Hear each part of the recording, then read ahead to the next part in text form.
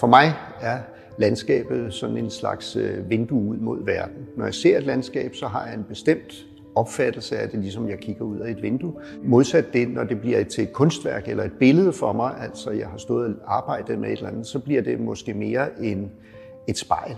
Altså en stemning, som egentlig ikke har noget med det at gøre, det vindue, men har noget med det, at jeg genkender noget i mig selv.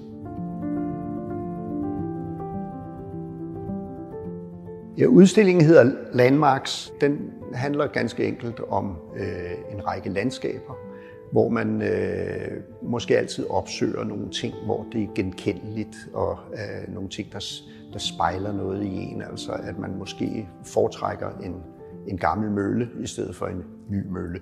Og hele den der ting, den går igen i udstillingen, at der er nogle pejlemærker i vores omgivelser, som måske taler mere til os, end når der er tomhed.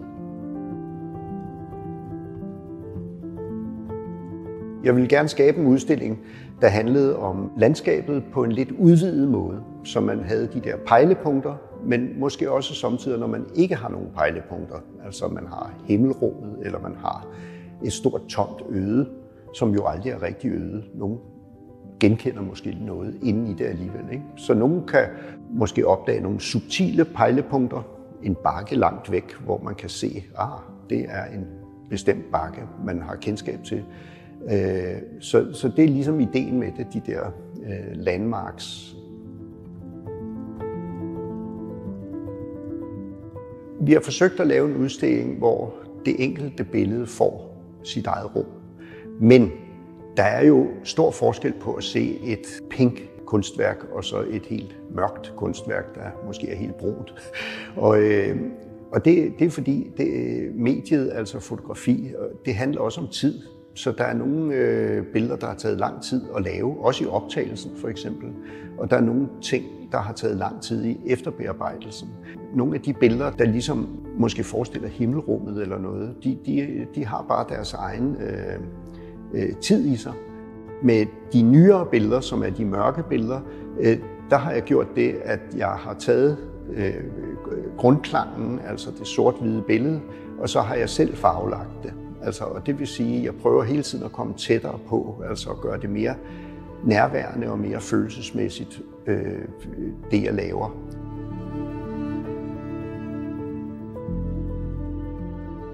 Man kan se ligesom de farvede og fjerne værker her i det her rum, og så kommer man virkelig ned på jorden i det næste, altså sådan, så man næsten kan mærke jorden, og så i det tredje, der kommer man hen til at måske vide, at der er en slags mytologier omkring hvert enkelt billede. Der er nogle ting i hvert enkelt billede, som gør det unikt, og der gør, at det ikke ligner andre ting.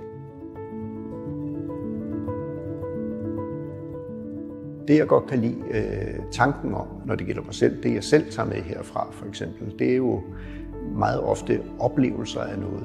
Altså hvor bredt ting kan gøres, og hvor meget det kan gå ind i en. Man kommer måske et andet sted hen, end man troede, man ville.